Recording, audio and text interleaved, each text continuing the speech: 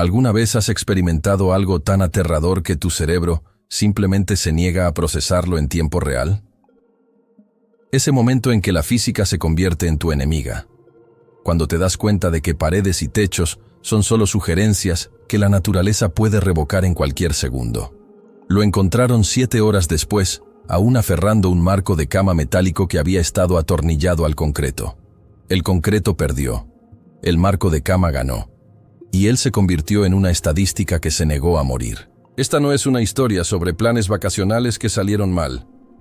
Esta es una confesión sobre la arrogancia, sobre ignorar advertencias porque pagaste por el paraíso, sobre aprender que a la naturaleza no le importa el límite de tu tarjeta de crédito ni tu vuelo de regreso. Esto es sobre 295 kilómetros por hora de viento, decidiendo enseñar una lección sobre fragilidad humana en exactamente un segundo. Jamaica se suponía que sería diferente. No la experiencia de resort lleno de gente, no la burbuja turística sanitizada donde el personal te advierte sobre todo, desde corrientes marinas hasta mangos demasiado maduros. Querían autenticidad. Esa hermosa villa rústica encaramada en un acantilado con vista al agua turquesa, rodeada de palmeras que se balanceaban como bailarinas, propiedad de una familia local que prometía la Jamaica real, sin preocupaciones. El tipo de lugar donde despiertas con gallos en lugar de alarmas, donde el internet es temperamental y el hospital más cercano es un concepto en lugar de una coordenada. Llegaron a finales de agosto, temporada de huracanes, técnicamente, pero el dueño de la villa se había reído durante la videollamada. Recibimos advertencias todo el tiempo, hermano. Estas tormentas bailan alrededor de nosotros. La isla está protegida, bendecida, ya verás. Y durante 6 días, parecía verdad divina. Mañanas saltando desde acantilados hacia agua cristalina tan clara que podías contar peces a 15 metros de profundidad. Tardes, vagando por mercados densos con olor a especias y fruta demasiado madura. Regateando por máscaras talladas a mano que nunca exhibirían. Noches bebiendo cerveza en esa espectacular terraza, observando atardeceres que parecían editados digitalmente, discutiendo cómo deberían haber hecho esto hace años. En el 7º día, el aire cambió. No dramáticamente, sutilmente. El tipo de cambio que sientes en tus senos paranasales antes de registrarlo conscientemente. Las palmeras dejaron de balancearse y comenzaron a susurrar. Los gallos guardaron silencio. Incluso los gecos que normalmente decoraban cada pared desaparecieron en grietas y hendiduras, como si hubieran recibido órdenes de evacuación de una deidad que los humanos no podían escuchar. Pero el cielo permanecía azul, el océano permanecía calmado. El dueño de la villa, cuando lo llamaron, permanecía confiado. Solo sistemas climáticos pasando, mi amigo. Nada de qué preocuparse. Disfruten sus últimos días. Últimos días. En retrospectiva, esa frase debería haber sido una advertencia del tamaño de una valla publicitaria. Pasaron esa 7ª noche asando pescado en la parrilla exterior, bromeando sobre cuán paranoicos deben parecer los turistas a los locales. Como cada nube probablemente desencadena solicitudes de cambio de vuelo y reclamos de seguro de viaje. Ellos eran diferentes. Viajeros experimentados. Adultos que entendían que la ansiedad y el peligro real eran cosas diferentes. Se fueron a dormir esa noche con estómagos llenos y preocupación vacía, escuchando viento que parecía fuerte pero no alarmante, observando frondas de palmera arañar contra las ventanas como gatos pidiendo entrar. El universo se estaba preparando. Ellos se estaban acostando. 3:47 de la mañana. El número quedó grabado en la memoria porque brillaba en la pantalla del teléfono cuando el primer sonido lo despertó. No viento, no lluvia. Un zumbido de baja frecuencia que parecía venir de la tierra misma, como si la isla estuviera aclarándose la garganta antes de gritar. Revisó la aplicación del clima. Rojo por todas partes. Advertencias en 3 idiomas. Huracán Zephyr, actualizado a categoría 4, había hecho un giro inesperado. Llegada a tierra esperada. Su sección de costa. Hora de llegada esperada. 90 minutos. El dueño de la villa no respondía a su teléfono. Tampoco el administrador de la propiedad. Tampoco nadie, porque todos los que entendían lo que esos colores significaban ya estaban refugiados en estructuras de concreto construidas para resistir lo que venía. Estaban en una trampa mortal de lujo. La villa era arquitectura espectacular. Techos altos, ventanas masivas, ese increíble diseño de concepto abierto donde espacios interiores y exteriores se fusionaban sin interrupciones. Hermoso para cócteles al atardecer. Suicida para vientos sostenidos de 295 kilómetros por hora. El techo era metal corrugado pintado para verse rústico y auténtico. Las paredes eran parciales, diseñadas para enmarcar vistas en lugar de proporcionar refugio. Las vigas de soporte eran madera decorativa, no acero reforzado. La despertó intentando sonar tranquilo y fallando completamente. Necesitamos movernos. Ahora. Viene un huracán y estamos en el peor lugar posible. Ella revisó su propio teléfono, vio el mismo esquema de colores apocalíptico y algo cambió en sus ojos. Esa transición del modo vacacional al modo supervivencia que sucede cuando tu cerebro acepta que la comodidad ya no está garantizada. Tenían 30 minutos para prepararse para algo para lo que no puedes prepararte.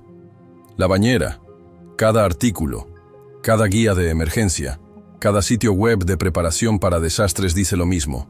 Baño interior. Bañera si es posible. Cúbrete con colchones.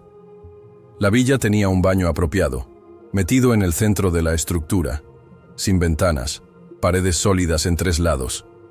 Arrastraron el colchón desde la habitación, agarraron todas las almohadas, llenaron contenedores con agua, encontraron linternas, cargaron teléfonos al 100%, y se metieron en esa bañera como si fuera un bote salvavidas, lo cual, espiritualmente, lo era. El viento llegó antes que la lluvia. Ese es el detalle que lo persigue. Esperas que un huracán sea lluvia primero, viento segundo. Pero Zephyr llegó al revés. El viento apareció como un invitado no deseado que no toca, solo patea puertas abiertas. Comenzó como un rugido, luego se convirtió en un grito. Luego trascendió a una frecuencia que ni siquiera sonaba como viento. Sonaba geológico, tectónico, como continentes rechinando uno contra otro, como si la atmósfera misma se estuviera desgarrando. La villa comenzó a responder, crujiendo, gimiendo. Los objetos afuera se convirtieron en proyectiles. Escucharon muebles deslizándose por la terraza, estrellándose contra paredes. Escucharon vidrio rompiéndose en secuencias, cada ventana rindiéndose por turnos como músicos abandonando una orquesta. Escucharon metal retorciéndose, madera astillándose, y debajo de todo, ese aullido incesante que hacía imposible hablar y difícil pensar. Si alguna vez te has sentido completamente impotente, verdaderamente pequeño de una manera que despoja cada ilusión de control que has construido en tu vida adulta, entiendes cómo se sintieron esos minutos. Suscríbete si alguna vez la naturaleza te ha recordado exactamente cuán temporal es tu existencia. Esta historia empeora antes de mejorar. 4:32 de la mañana. Las luces murieron. Oscuridad total excepto por haces de linterna que parecían patéticos e irrelevantes. El viento cambió de tono otra vez, subiendo más alto, y él se dio cuenta con horror cristalino que todavía no habían alcanzado el pico. Esta no era la intensidad máxima. Esto todavía era el calentamiento. Ella estaba llorando, pero no podía escucharse llorar. Él estaba hablando, pero no podía escucharse hablar. Se abrazaron bajo ese colchón en esa bañera, y la villa comenzó su negociación final con la física. 4:51 de la mañana. El techo se fue. No gradualmente, no en pedazos. La estructura completa, cientos de kilogramos de láminas metálicas y soportes de madera y herrajes de montaje, simplemente se desprendió de las paredes en un instante catastrófico y se lanzó a la oscuridad como si no pesara nada, como si estuviera hecho de papel, como si la gravedad fuera opcional y la física fuera negociable. Pensé que el sonido de su partida sería la peor parte, pero el silencio después fue mucho peor. porque de repente podían escuchar la tormenta a volumen completo, sin barrera, sin protección. Solo ellos, en una bañera con un colchón, y arriba de ellos, nada más que vacío aullante y escombros proyectiles, y lluvia moviéndose horizontalmente a velocidades que convertían el agua en agujas. El techo del baño todavía estaba intacto, pero ahora era solo yeso y oración, nada estructural, nada diseñado para manejar lo que lo estaba golpeando. Él tomó una decisión. Estúpida u orientada a la supervivencia, todavía no lo sabe.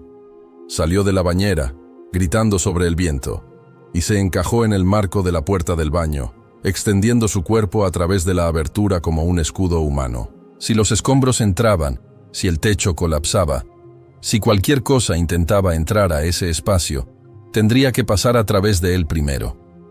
Ella gritó para que regresara, pero él no podía escucharla, y no habría escuchado de todos modos.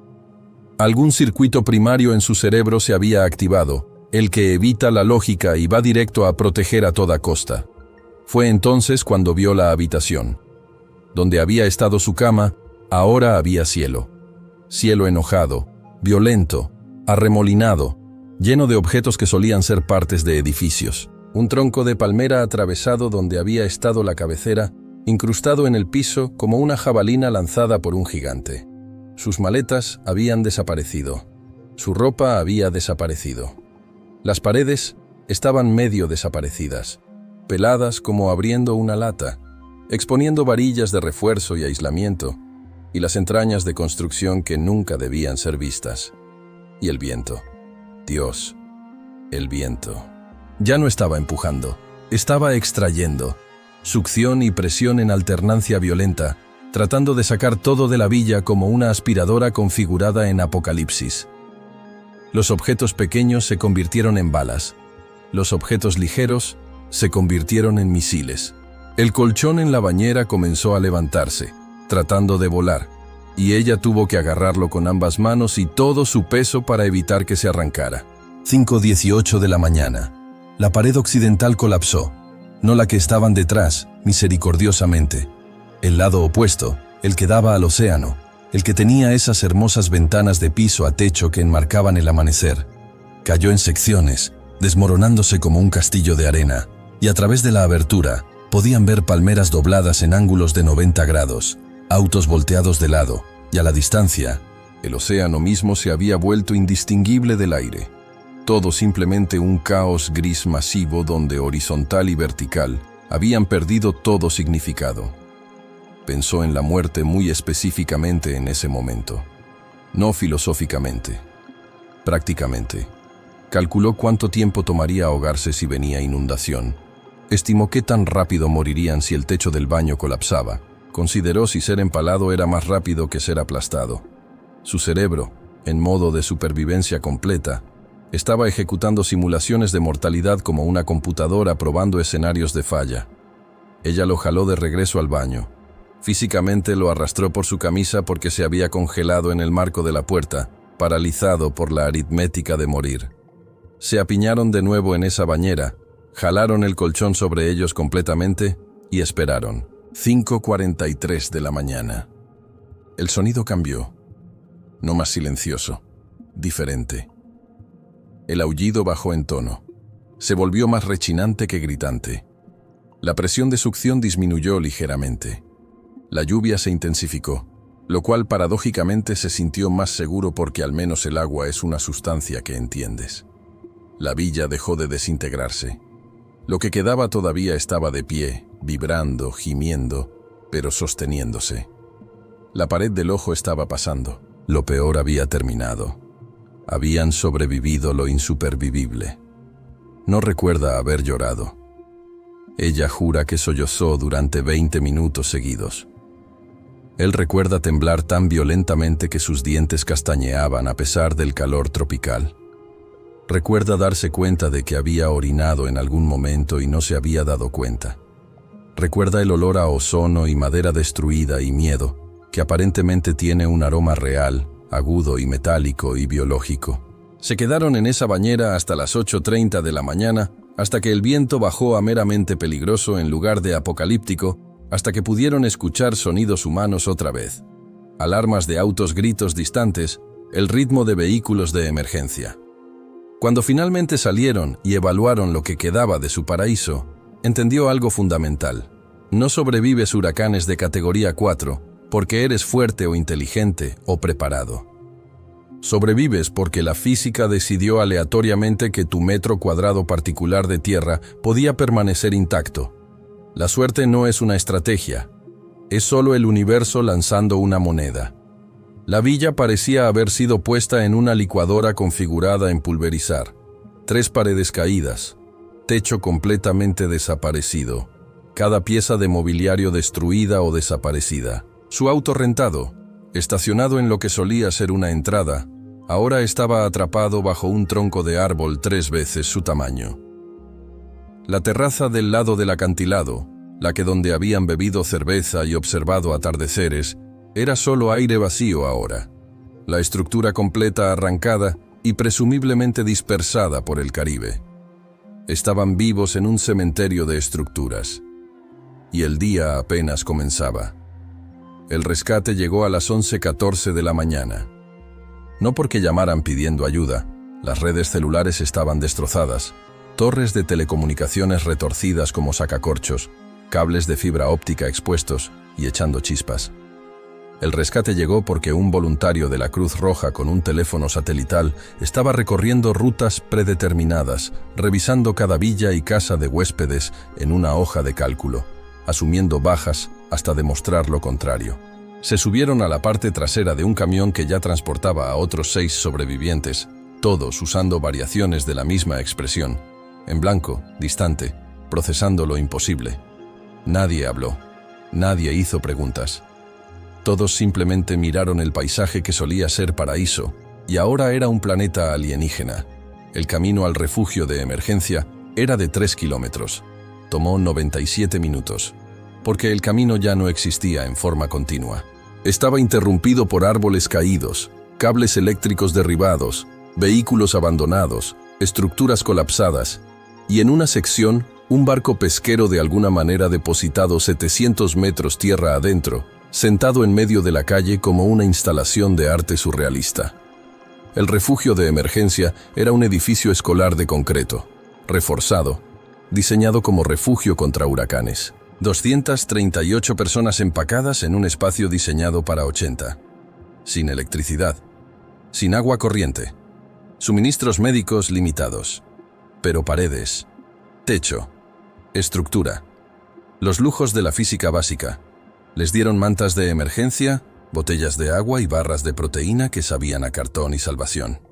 Él se sentó en un piso de concreto y tembló durante 3 horas. Temblores involuntarios, como si su sistema nervioso estuviera recalibrándose, aceptando que luchar o huir podía ser apagado ahora.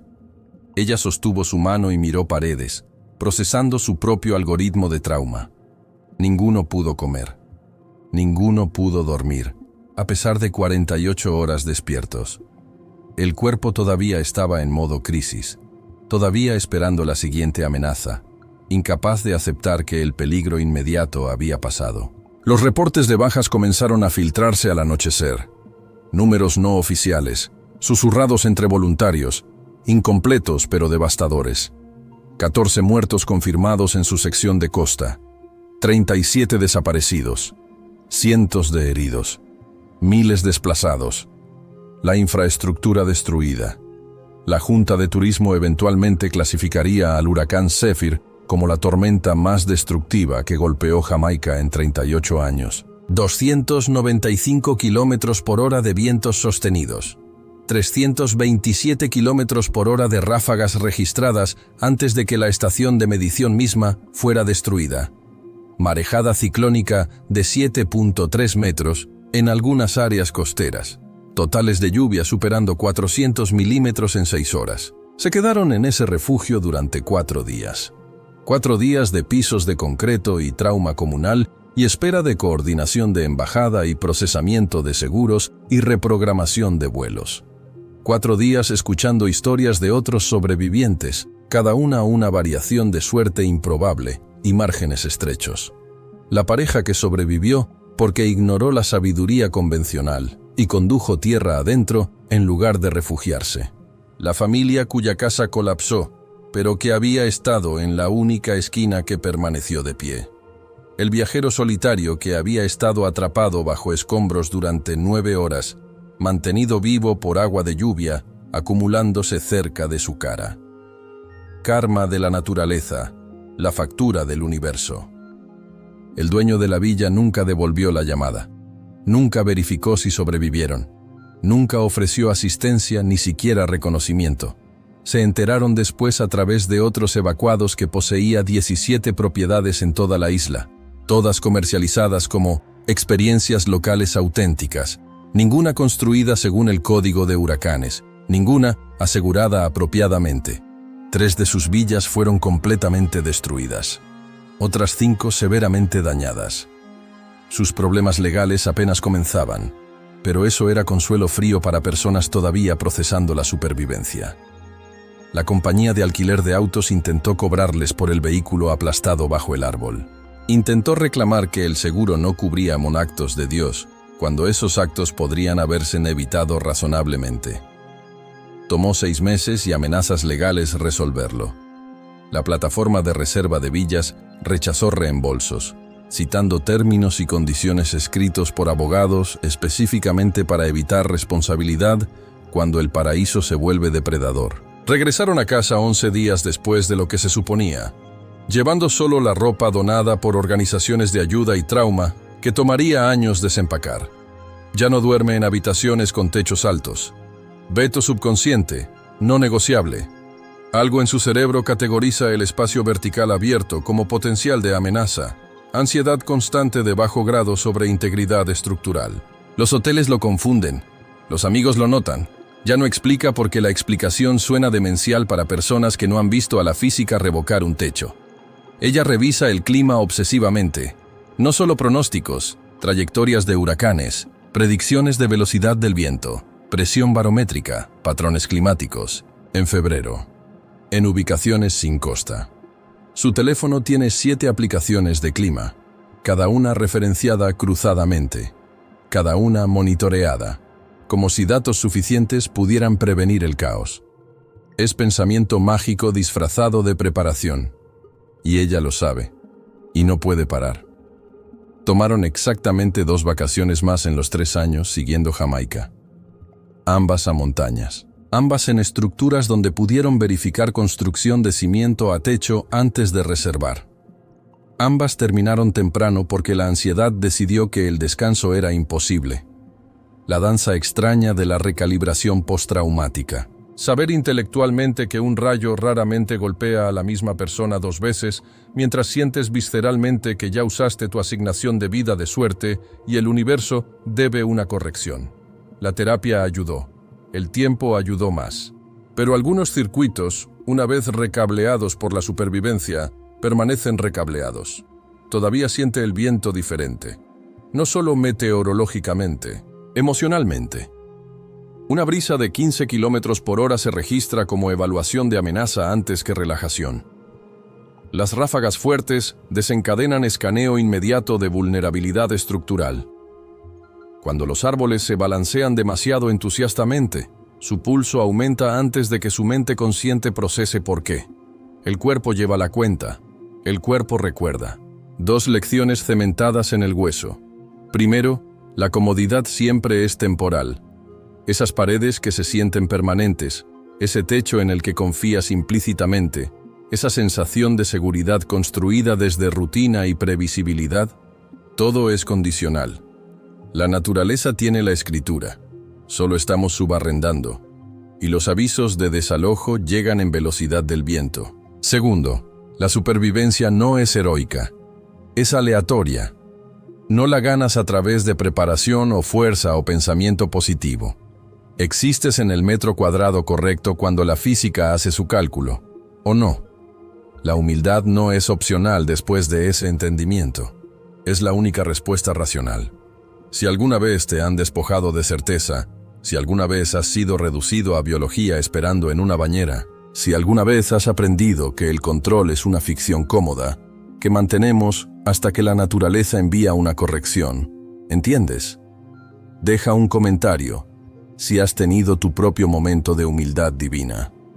Comparte si conoces a alguien que necesita el recordatorio de que el suelo sólido es provisional. 3 años después, viven a 43 kilómetros de la costa más cercana.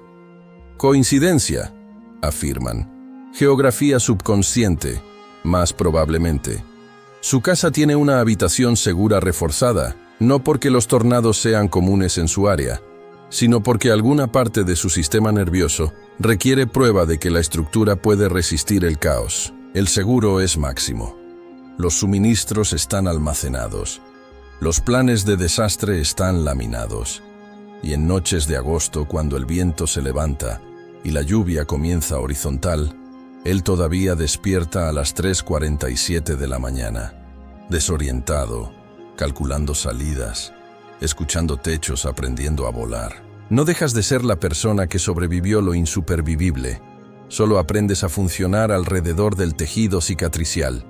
Y tal vez, en días buenos, recuerdas que la fragilidad no es debilidad.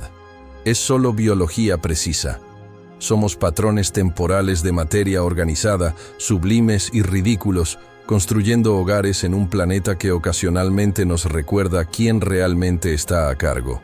El viento siempre gana eventualmente, pero no esa noche, no en esa bañera, todavía no.